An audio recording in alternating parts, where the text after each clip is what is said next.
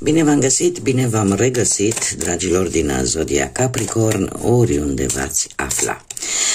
Bine ați venit tuturor pe canalul meu Tarot Flor de Loto. Eu sunt Nina și ca de fiecare dată mă bucur să vă alături, atât pe dragii mei abonați, cum de asemenea și pe toți cei care poate sunteți pentru prima oară aici pe canal. Azi voi face lectura generală pentru perioada cuprinsă între 13-19 octombrie, așa că toți cei care aveți soarele, luna, Venus, ascendentul sau oricare alt aspect astral important pentru voi din harta voastră natală și care are legătură cu Zodia Capricorn, atunci această lectură este de asemenea și pentru voi. Ca de fiecare dată, nu uitați, este totuși o lectură generală, așa că vă rog să luați decât acele mesaje care rezonează cu voi, restul lăsați-le să zboare în univers, pentru că sigur sunt pentru alte energii, care într-o mai mică sau mai mare măsură au legătură cu Zodia Capricorn. Și haideți să începem această lectură cu acest minunat oracol Lenormand și să punem o întrebare. Ce este important de știut pentru dragii mei din Capricorn în săptămâna 13-19 octombrie? Care este situația importantă de știut pentru dragii mei din Capricorn în această săptămână 13-19 octombrie? Să vedem.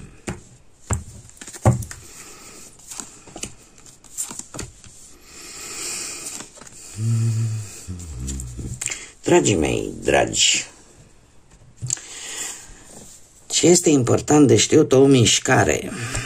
O mișcare definitivă, aș spune, care să-ți aducă stabilitate, să-ți aducă confort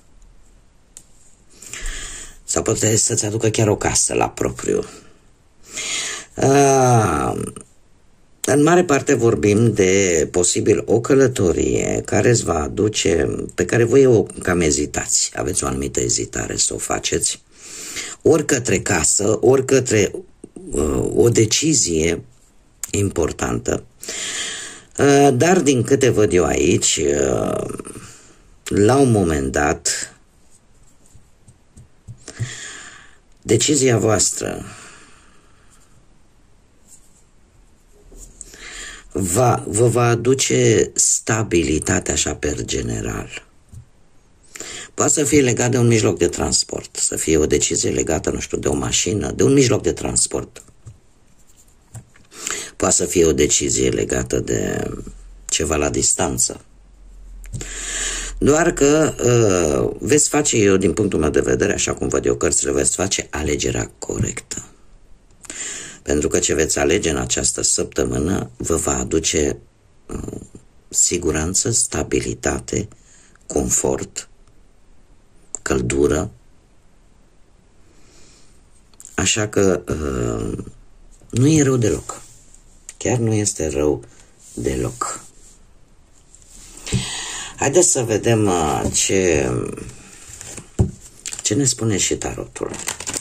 Ce vine pentru dragii mei din Capricorn în săptămâna 13-19 octombrie, atât pe plan profesional, financiar sau sentimental.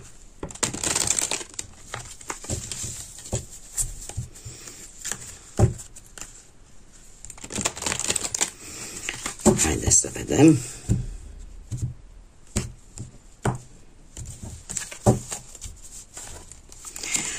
Pe plan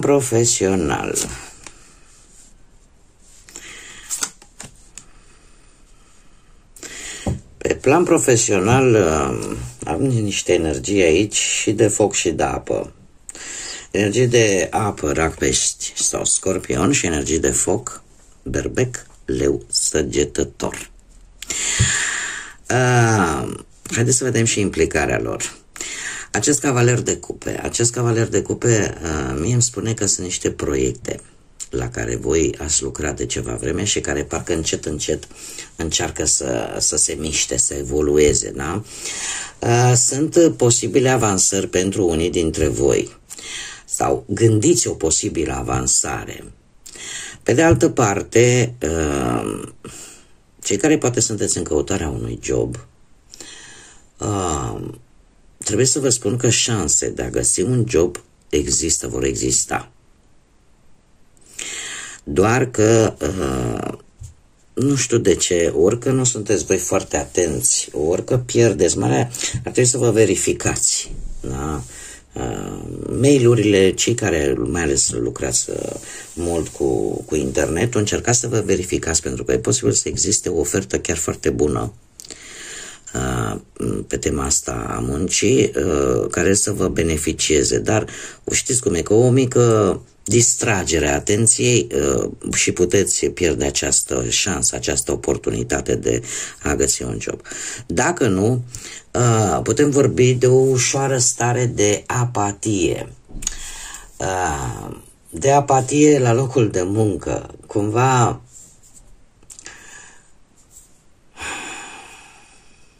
orică deja aveți foarte mult timp pe același loc de muncă și sunteți voi într-o pasă proastă, ca să zic așa, ceva nu vă mai mulțumește. Adevărul e că pe lecturile generale pe toată luna lui octombrie, privind din punct de vedere astrologic, voi totuși sunteți un pic, cum să zic eu, parcă nu mai e suficient dacă nu are și o semnificație personală cumva, ceea ce voi faceți în domeniul ăsta al muncii. Cumva trebuie să vă și placă activitatea care o faceți. Cumva parcă v-ați plictisit să faceți un anumit lucru, dar cumva decât pentru bani, și există un pic de, cum să zic eu, de tentație de a fi mai creativi, de a face ceva care și vouă să vă placă, nu neapărat să fiți stimulați decât de bănuți. Trebuie să vă spun că de-a lungul acestei luni, eu tind să cred că în această săptămână, la voi, din punct de vedere astrologic, într-adevăr, astrele vorbesc de apariția unei oportunități foarte importante pe partea asta a muncii. Și mai ales pentru cei care aveți poate propria voastră afacere, propriul vostru negoț, ca să zic așa.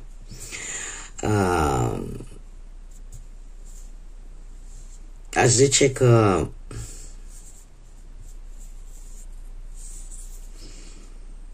mai ales că avem și... Deci verificați-vă sau fiți mai atenți, ca să zic așa, ce se întâmplă în jurul vostru, pentru că eu văd cu acest cavaler de bâte că veți trece la acțiune și că vor veni schimbări majore. Schimbări majore. Ori că veți găsi un job diferit de ce făceai înainte, dar care să te împlinească oarecum din punct de vedere creativ, adică care să-ți placă activitatea pe care o faci acolo, sau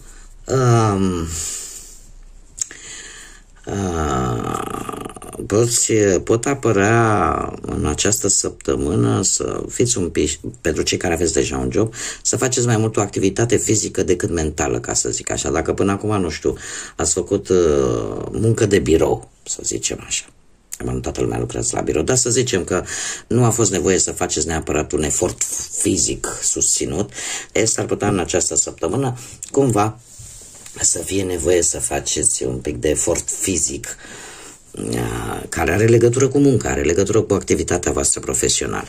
Cum de asemenea trebuie să fiți un pic atenți, pentru că puteți avea un rival,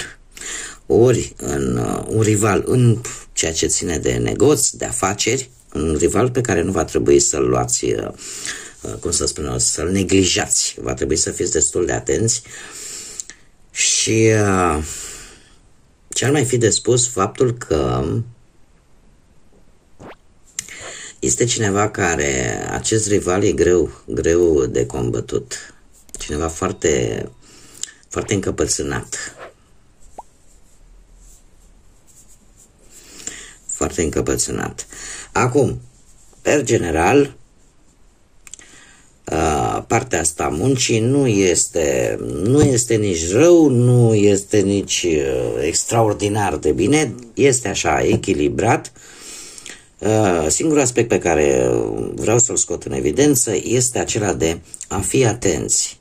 a fi atenți și la ce se întâmplă în jurul vostru, a fi atenți, cum am mai spus, mai ales dacă ați dat anunțuri pe internet, încercați să le verificați. Încercați să le verificați pentru că șanse sunt, oportunități sunt, dar e de ajuns un pic de neglijență și le puteți pierde. Sau nu puteți beneficia pe deplin de ele. Haideți să vedem cu bănuții. Cu bănuții se repetă încă o dată zodiile de apă, Rac, Pești sau Scorpion. Acum nu știu, trebuie să vă zic că există oricineva în cercul vostru intim care are o reușită financiară și care e posibil să aibă ori legătură cu zodiile de apă, m-am mai spus, Rac, Pești sau Scorpion, sau voi să aveți un ascendent, o lună, un Venus, dar în mare parte un ascendent în vreo zodie de apă. Acest paș de cupe totuși mie îmi spune de o veste destul de bună, care poate implica o înțelegere favorabilă, poate o mărire de bănuți, poate rezolvarea unei datorii, rezolvarea unei plăți în care tu ești cumva câștigat din toată această situație. Ce este interesant, că am un doi de spade care vorbește de echilibru și de prudență. Trebuie să fiți un pic mai atenți în această săptămână când e vorba de cheltuit banii din punct de vedere emoțional. Cum vine asta? Nu știu, poate să cheltui banii impulsionat de ceea ce simți tu în acel moment. Că este compasiune, că este empatie, că este milă, că este... De obicei cam aici, când vorbim de emoții, să te facă să cheltui poate mai mult decât ar trebui, impulsionat de toate aceste lucruri. Se cere un pic de atenție, mai ales către sfârșitul acestei perioade. Dar așa, per general, dacă nu vorbim de cineva care într-adevăr vine cu o soluție bună în rezolvarea unei situații bănești, atunci voi puteți să primiți o veste care să vă ajute să faceți acorduri favorabile, să rezolvați anumite situații financiare. Și în felul ăsta voi veți ieși câștigători din toate aceste lucruri. Pentru că acest 6 de bâte vorbește de îmbunătățiri, de creștere, de promovări, de promoții chiar. Da? Că e posibil și acest lucru, să profitați de o anumită promoție în care voi să achiziționați ceva și să ieșiți câștigați, pentru că nu mai dați banii care ar fi trebuit poate să-i dați. Deci ceva care se rezolvă, dar cu această mică atenționare de a avea grijă la cheltuitul ăsta emoțional. Pe partea relației, pentru cei care deja formați o relație, formați o pereche, am aici zodia Leu, zodia Pești și zodii de pământ, la fel ca și voi, Taur, Fecioară, sau puteți fi chiar voi Capricorn. Deja două arcane majore. Voi, dragilor, nu știu, perechea voastră este într-adevăr poate un caracter ușor mai, cum să zic eu, mai încăpățânat așa. Un caracter un pic mai puternic, dar totuși există dragoste, există acea pozitivitate în relația voastră. Ceva totuși aici, orică intuiția voastră, mai ales cei care aveți poate Luna sau Venus în zodii de apă, Rac, Pești în mod special. Pești în mod special. Există ceva aici care parcă nu vă dă cu virgulă, ca să zic așa. Apar niște schimbări bruște. Există romantism? Există. Dar apar niște schimbări bruște care vă ridică niște semne de întrebare. Că poate azi avem un dialog, este perfect ok, mâine nu mai e bine. Ceva de genul ăsta. Și asta vă pune pe voi un pic în ceață, dar în același timp vă pune și un pic în gardă. Și această regină de monede, care foarte bine vă poate reprezenta pe voi, dragilor, reprezentând zodiile de pământ, printre care și voi, îmi spune că lucrul ăsta te va face pe tine să zici, domne, trebuie să fac ceva, trebuie să iau atitudine. Și atunci, orică veți lua decizia, să ieșiți mai mult cu perechea voastră. Pentru că voi vă doriți siguranța relației voastre. Puteți pregăti chiar o surpriză. Tocmai pentru că toate aceste discordanțe, acum e bine, acum nu e bine, sau poate, nu știu, vârnică și vă supărați din temiri ce. Eu aș zice că este decât o perioadă. Este o perioadă, chiar dacă vă dă un pic de nesiguranță, chiar dacă cumva nu vedeți clar de ce se întâmplă aceste lucruri, totuși voi vă doriți o siguranță în relația voastră, ceva stabil. Și atunci probabil că sfârșitul acestei perioade vine, nu știu, că mergeți împreună într-un anumit loc, încercați oarecum să reglați lucrurile, ca să spun așa. Da? Încercați să ieșiți, poate să mai vă bucurați practic de prezența unul față de celălalt. Haideți să vedem și cei singuri. Cei singurei, ce aglomerație aici.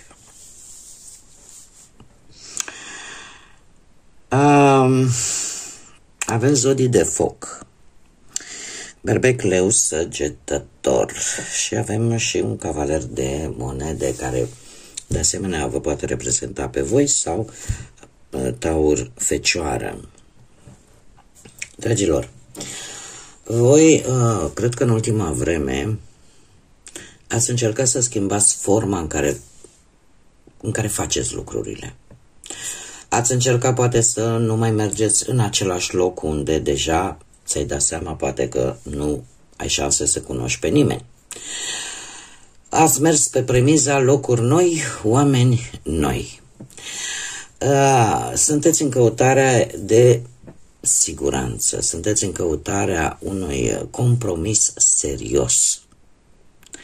Da? Nu, sunteți destul de răbdători din câte văd eu aici și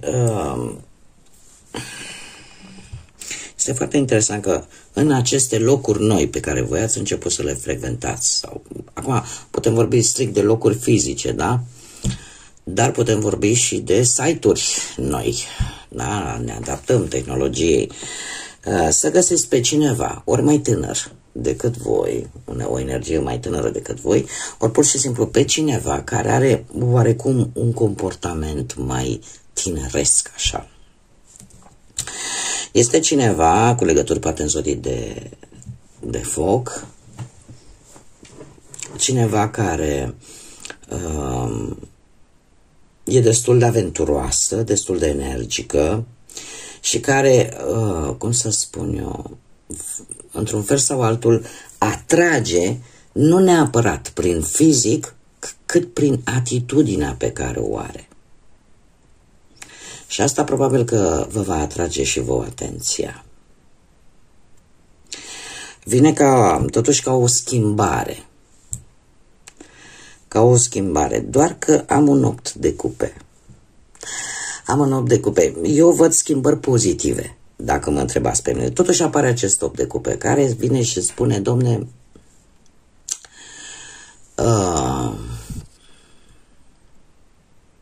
ceva cum să spun eu, va atrage într-adevăr atitudinea acestei energii. Totuși e ceva acolo care nu, cum să spun eu, nu se potrivește cu așteptările voastre. Și luați cumva căutarea încă merge înainte, încă continuă. Pentru că e ceva aici care, nu știu, orică face ceva, orică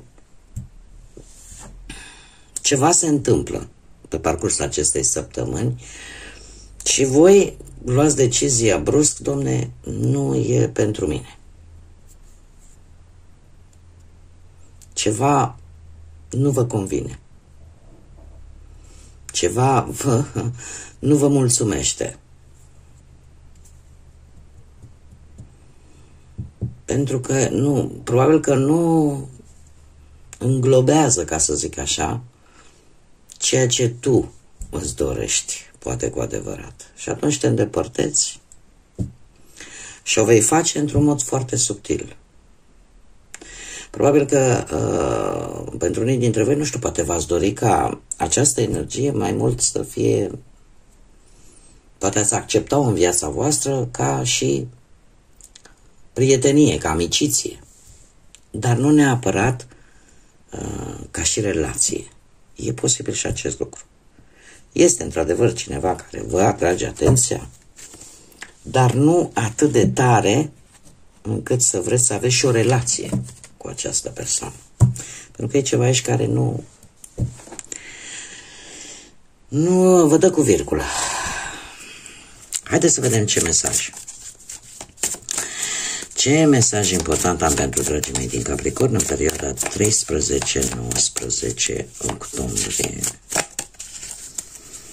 Un mesaj important pentru voi, dragilor. Opa.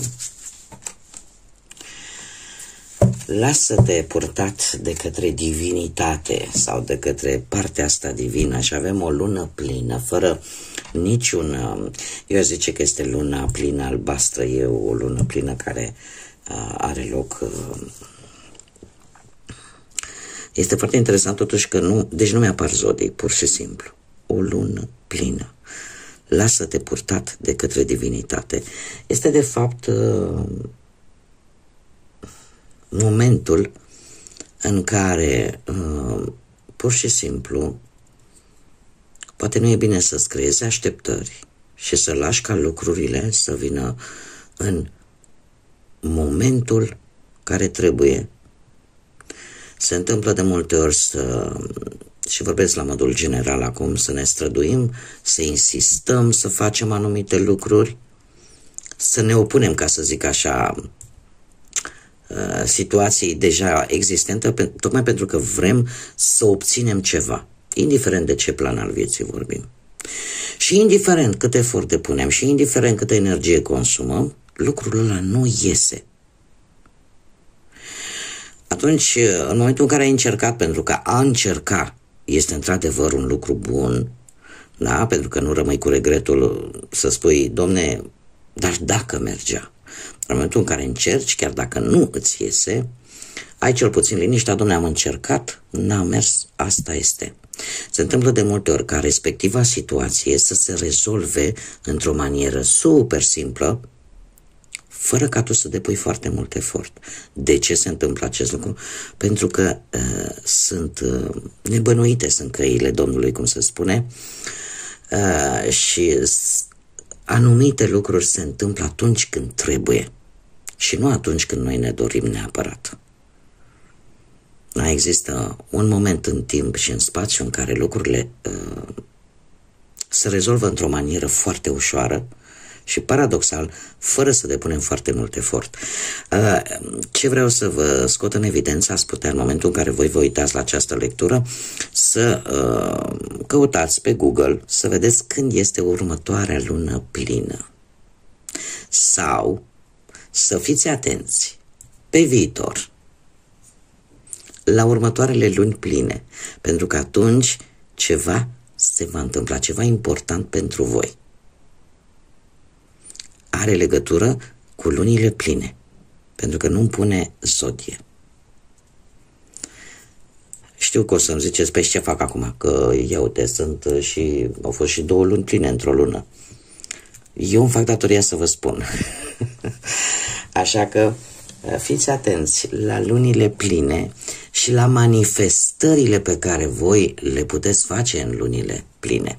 Pentru că luna plină are o energie atât de puternică încât se spune că atunci când ea apare, atunci când ea se produce, când avem lună plină, ai grijă ce-ți dorești, că s-ar putea să ți se întâmple. Așa că trebuie să gândim cât mai pozitiv, trebuie să manifestăm lucruri cât mai pozitive ca ele să ajungă la noi. E ca o linie directă, ca să zic așa, cu divinitatea care ne poate asculta. Doar că trebuie ca aceste gânduri, aceste manifestări să fie unele pozitive, pentru că dacă sunt negative, tocmai aici e și skepsisul, ca să zic așa, ai grijă ce-ți dorești, că s-ar putea să ți se întâmple. Așa că gândiți cât mai pozitiv, manifestați lucruri pozitive pentru voi. Bun, dragilor, cam atât am avut pentru voi, pentru această nouă săptămână din octombrie. Mulțumesc din suflet tuturor pentru like-uri, pentru comentariile frumoase, pentru distribuiri. Le urez bun venit celor recent abonați. Îi invit pe toți ceilalți care poate ați rezonat și v-a plăcut această lectură și nu v-ați abonat. Este gratuit, nu vă costă absolut nimic, la fel ca și celelalte gesturi, sunt gratuite. Eu vă invit și vă aștept cu mare drag să vă abonați, să ne regăsim cu toții aici împreună. Nu uitați de clopoțel, da, activați-l, pentru că în felul acesta YouTube-ul vă notifică atunci când eu fac publicații noi. Eu vă doresc o săptămână bună, o săptămână așa cum vă doriți voi, cu multă energie pozitivă, cu multă lumină în suflet, în gânduri, iar până data viitoare când ne vom reîntâlni la o nouă lectură, tot binele din lume și, desigur, să fiți iubiți, dragilor!